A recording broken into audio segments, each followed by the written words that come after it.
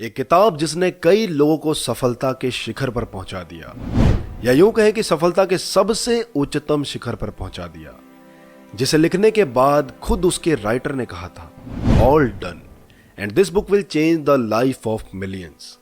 यह किताब आधारित है इसी के लेखक यानी कि परमहंस योगानंद जी के आत्मकथा पर।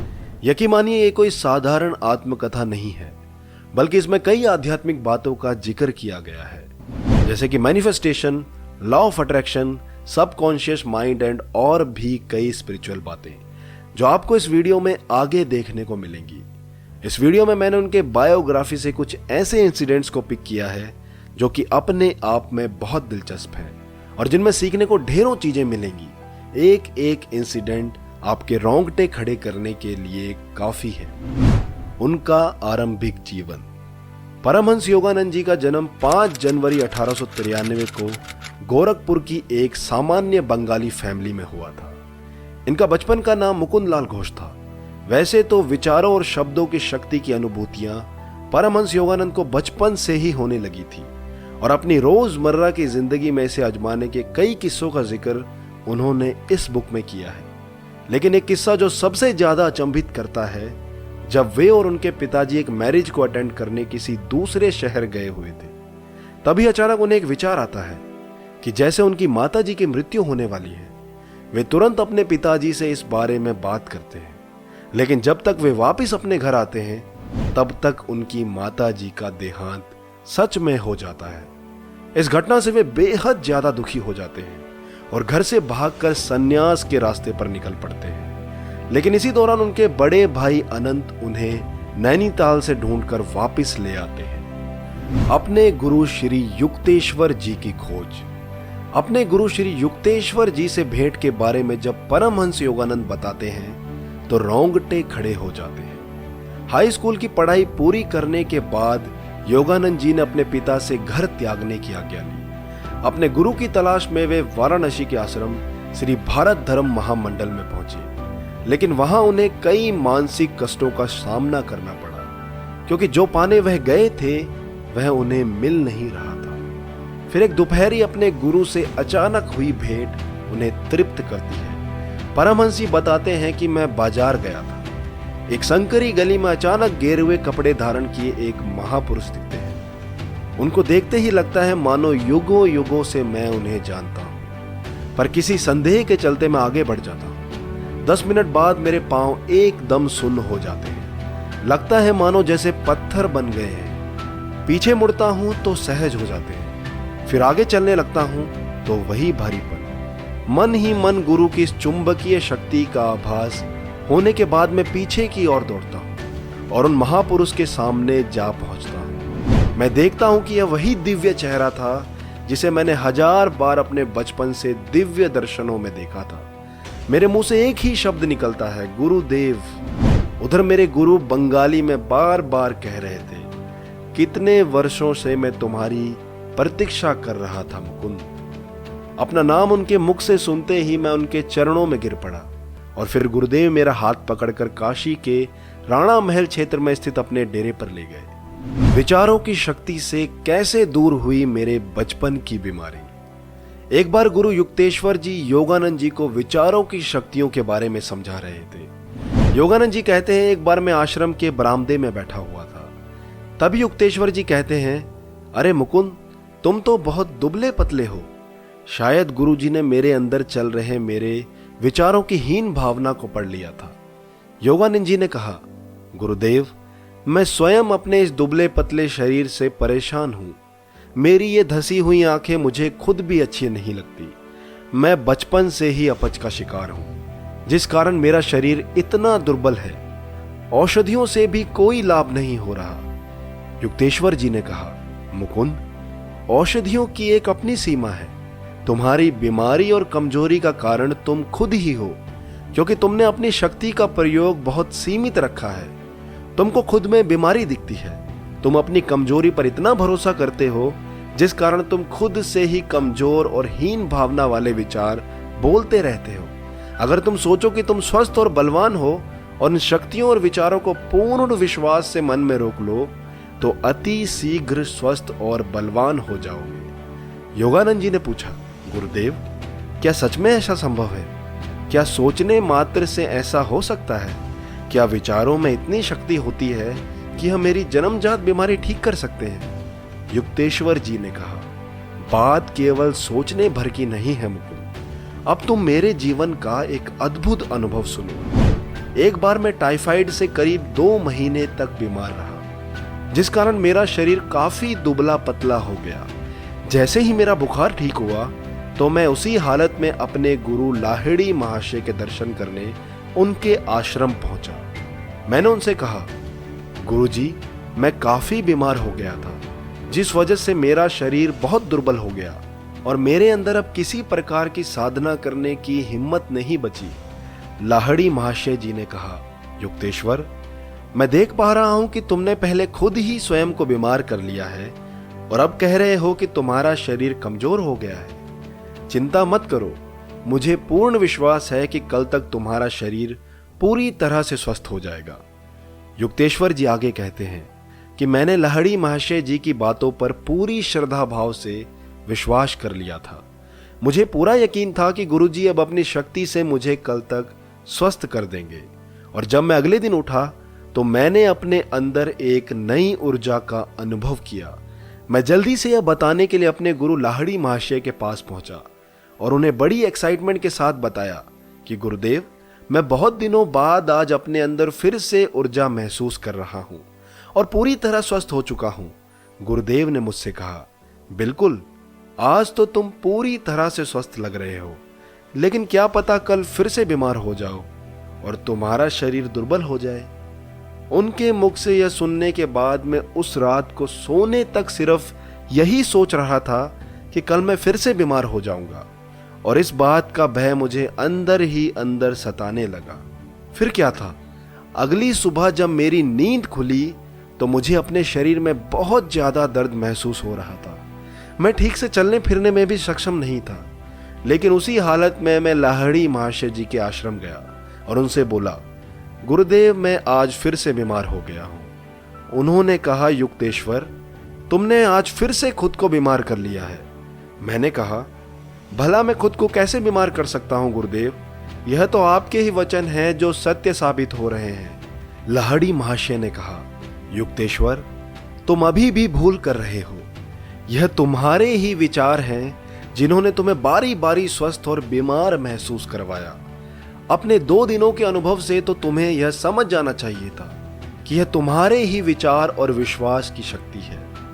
युक्तेश्वर जी ने कहा, गुरुदेव, अगर मैं सोचूं कि मैं स्वस्थ हूं तो क्या मैं सच में स्वस्थ हो जाऊंगा?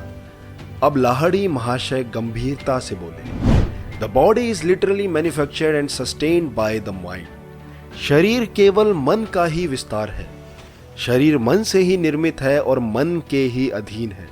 इस समय तुम जैसे विचारों पर विश्वास कर रहे हो, वैसे ही तुम्हारे शरीर की नहीं बल्कि बुद्धि की भी स्थिति है, क्योंकि सचेत मानव मन परमात्मा की अनंत शक्ति की एक चिंगारी के समान है। शक्तिशाली विचारों पर विश्वास करके शरीर ही नहीं बल्कि इच्छा शक्ति और प्राण शक्ति भी बढ़ाई जा सकती है। लाहिड़ी महाशय ने कहा, मैं तुम्हें अभी दिखा सकता हूं कि तुम जिन विचारों पर संपूर्ण तीव्रता से विश्वास करते हो वही तुम्हारे सामने प्रकट हो जाते हैं। युक्तेश्वर जी कहते हैं, गुरुजी की बात सुनते ही मैंने अपने अंदर एक अजीब सी संपूर्णता महसूस की। मैं बीमार था, मेरी हालत कमजोर थी, लेकिन मैंने उसी क्षण न केवल अपनी शक्ति में बल्कि वजन में भी वृद्धि महसूस की। युक्तेश्वर जी कहते हैं, उस शाम में धीरे धीरे चलते हुए अपने घर पहुंचा और अगले दिन जब सुबह उठा तो मेरी माँ मुझे देखकर चौंक गई और कहने लगी कि बेटा, तेरे सारे शरीर में सूजन आ गई है। लेकिन मैंने उन्हें बताया कि नहीं माँ, मैं पूरी तरह से स्वस्थ हो गया हूँ और मेरा वजन सामान्य हो गया है। उन्हें अपनी आंखों पर विश्वास नहीं हो रहा था, लेकिन अगले कुछ ही दिनों में मेरा वजन 22 किलो तक बढ़ गया। युक्तेश्वर जी अपनी कहानी सुनाकर मौन हो गए। इस घटना को सुनने के बाद गुरुदेव के शब्दों पर मैंने तुरंत विश्वास कर लिया। मेरी अपच की बीमारी और शरीर की कमजोरी को लेकर सारी निराशा गायब हो गई। परमहंस योगानंद जी अपनी किताब एक योगी की आत्मकथा द ऑटोबायोग्राफी ऑफ योगी में लिखते हैं कि 2 हफ्तों के अंदर मैंने एक शारीरिक शक्ति अर्जित कर ली और उसके बाद कभी भी अपच की बीमारी नहीं हुई। उस दिन मुझे समझ आया कि खुद के विचारों और खुद पर विश्वास होना ही सबसे बड़ी दवा है। उनके संपर्क में आए कई महान योगियों की दुर्लभ कथाएं।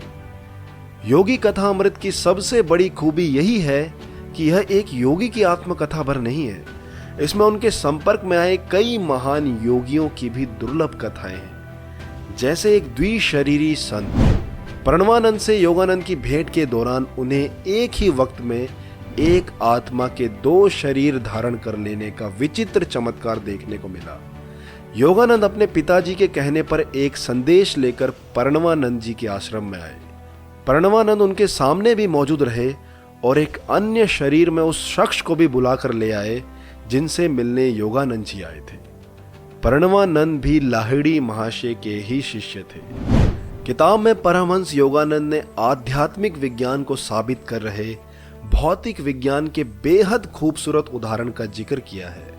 26 नवंबर 1934 को रॉयल यूनिवर्सिटी ऑफ रोम में मनुष्य की दूरदर्शन शक्ति का प्रदर्शन किया गया।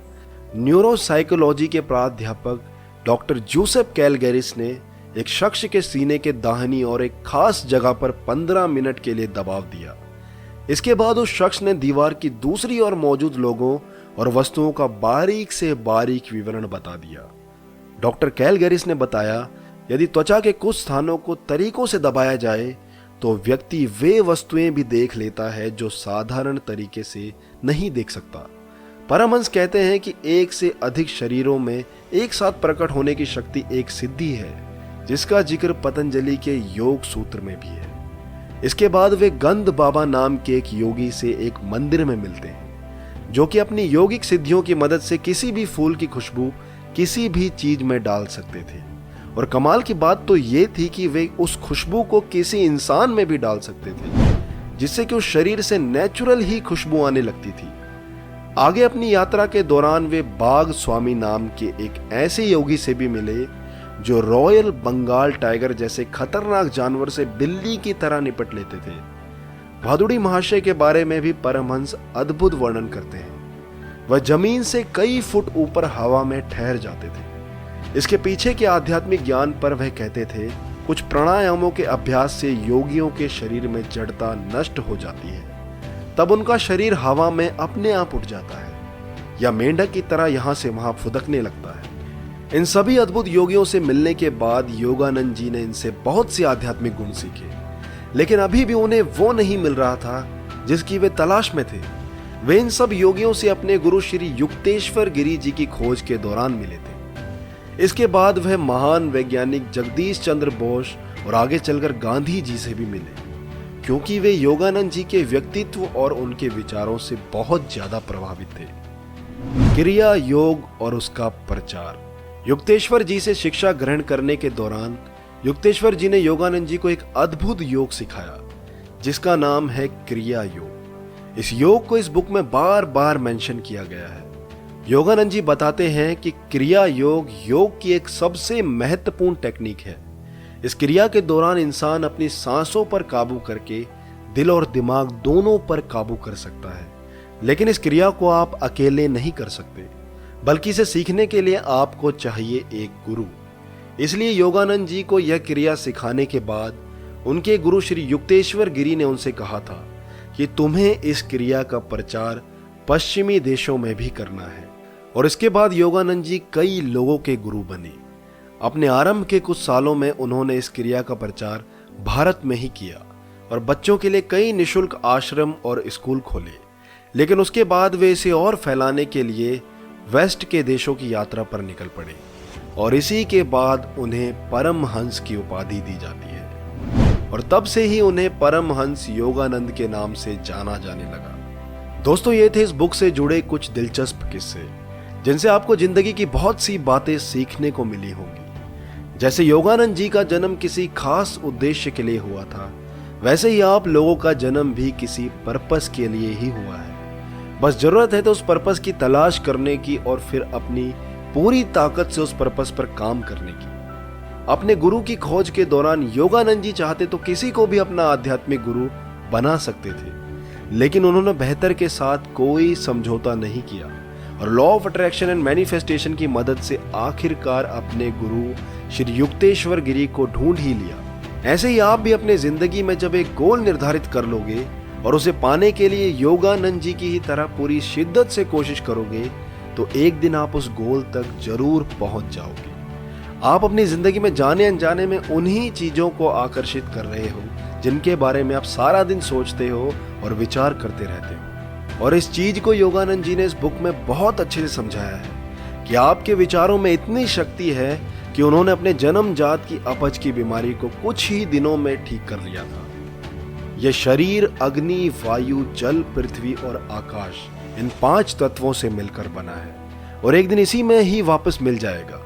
अगर आप एक साधारण सी जिंदगी जीकर बिना कुछ किए मर गए तो आपको कोई याद नहीं रखेगा, लेकिन अगर कुछ करके कुछ बन के अपनी पहचान बनाकर गए तो दुनिया के अंत तक आपका नाम लिया जाएगा। और यह बुक मजबूर करेगी आपको कुछ बनने के लिए, क्योंकि इसे पढ़ा है दुनिया के सबसे सफल लोगों में से एक, एप्पल कंपनी के मालिक स्टीव जॉब्स, भारतीय क्रिकेट के सबसे सफल खिलाड़ी विराट कोहली और सिनेमा जगत के एक महान अभिनेता रजनीकांत जी ने, जो खुद इस बुक को कई बार पर्सनल रेकमेंड कर चुके हैं। अगर आप भी इस बुक को पढ़ना चाहते हैं तो आप इसे खरीद सकते हैं डिस्क्रिप्शन में दिए गए लिंक से। उम्मीद करता हूं कि ये वीडियो आपको बहुत पसंद आया होगा।